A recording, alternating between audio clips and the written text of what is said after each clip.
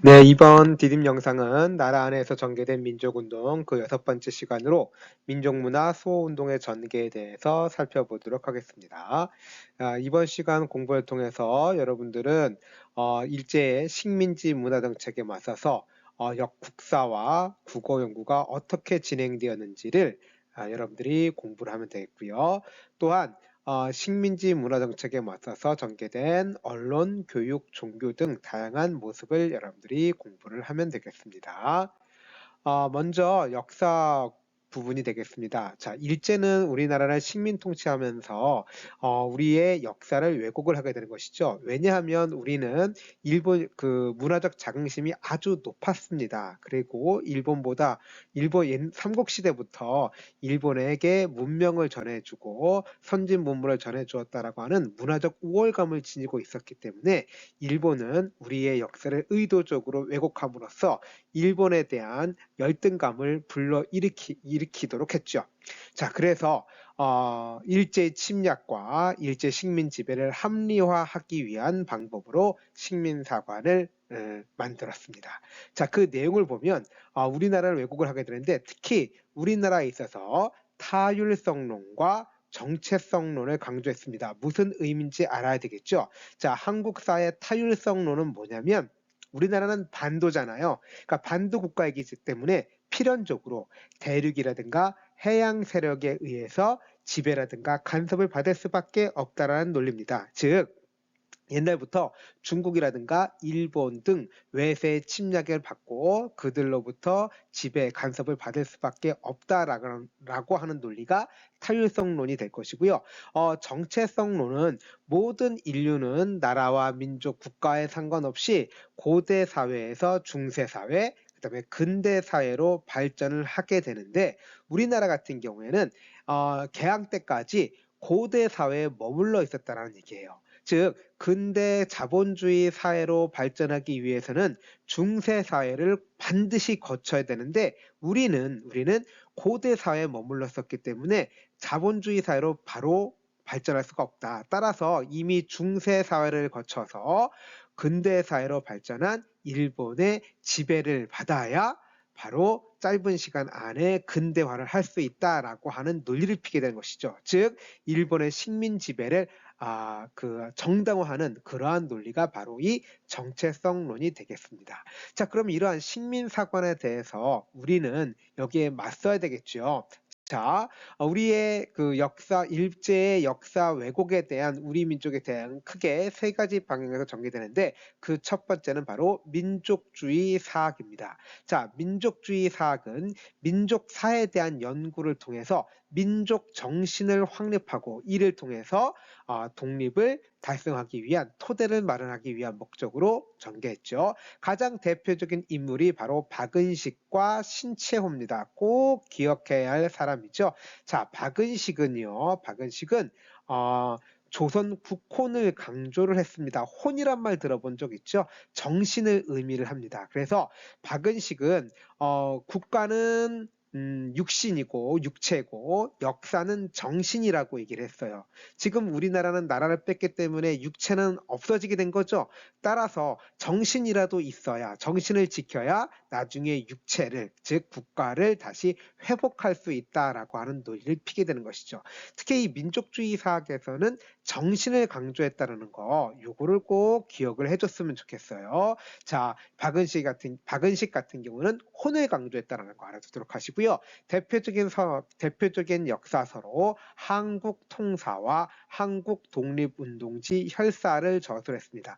한국통사는 한국의 통자는 아플 통자야. 한국의 아픈 역사라는 의미로서 일본이 우리를 어떻게 식민지화해 갔는지 식민지화 과정을 쓴 역사서고요. 또 한국독립운동지 혈사는 독립운동사를 다루고 있습니다. 자, 또 중요한 인물 나오죠. 신채호. 자, 일제시 강점기에 참 많이 나오는 인물이에요. 자, 신채호는요. 민족 중심의 자주적인 역사관을 강조했고 특히 고대사 연구에 치중을 했습니다. 자, 우리 민족주의 사학은 정신을 강조한다라고 얘기를 했죠. 신채호는요. 자주적인 정신으로서 낭가 사상을 강조를 했죠. 자, 신채호가 쓴 역사서 조선 상고사, 조선사, 영구초를 저술했다는 것도 알아두도록 하시고요. 자, 이 외에도 정인보, 문일평, 안지용 등은 조선학 운동을 전개했습니다. 자, 두 번째로요, 사회경제사학이 있고요. 세 번째로 실증사학이 있는데, 자, 먼저 사회경제사학을 살펴보도록 할게요. 자, 사회경제사학의 대표적인 인물은 백남훈입니다. 자, 사회경제사학이 대두하게 된 배경은 바로 사회주의 이념의 영향을 받은 거예요. 따라서 사회주의, 공산주의 이론의 창시자인 마르크스가 주장한 유물사관의 영향을 자연스럽게 받게 된 것이죠. 유물사관이라 함은 역사 발전의 원동력을 정신이라든가 정치, 종교, 도덕 이런 걸로 본 것이 아니라 경제를 중심으로, 즉 물질을 중심으로 살펴봅니다. 즉 물질, 생산력의 발전과 그 생산 도구의 발전 이런 것들에 의해서 역사가 발전돼 왔다라고 하는 논리가 바로 유물사관입니다.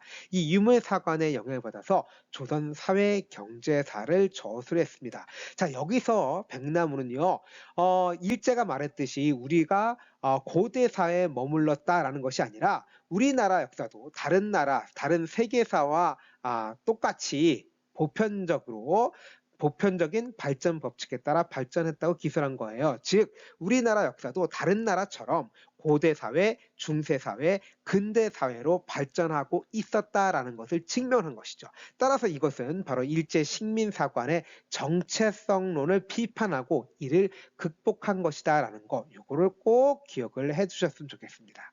자, 그래서 일반적으로 민족주의사가 한국사의 타율성론을 비판했다라고 한다면 정체성론을 비판한 것은 바로 사회경제사학이다. 이렇게 여러분들이 정리를 하면 되겠어요. 한편 문헌 고증을 통해서 객관적인 역사 서술을 주장했던 실증사학도 일제 식민사학을 비판하죠. 이들은 진단학회를 만들기도 했습니다. 자, 그다음 국어 연구를 보겠습니다. 1921년 조선어 연구회가 만들어져서 오늘 한글날의 전신이라고 할 수 있는 각야 날을 제정했고요. 잡지 한글을 가능했습니다. 그리고 이것이 1931년에는 조선어 학회로 개편이 되죠. 대표적인 인물은 최현배, 이국로 등이 있는데, 자, 우리 조선어 학회 활동 꼭 알아두셔야 되겠어요. 자, 한글 맞춤법 통일안 표준어를 제정했다라는 것, 특히 한글 맞춤법 통일안 꼭 알아두셔야 될 것이고요. 그 다음에 우리말 큰 사전을 편찬하려고 시도했습니다. 완성은 못해요. 일제 탄압으로. 하지만 우리말 큰 사전을 편찬하려고 했다라는 거죠. 그러나 일제가 이 조선어 학회를 민족운동 단체로 왜곡을 해가지고 결국 조선어 학회에 참여했던 많은 사람들을 체포해서 고문하고 심지어 죽이기까지 됐습니다. 이것이 조선어 학회 사건인데, 조선어 학회 사건으로 결국 조선어 학회는 이제 해체가 되는 것입니다.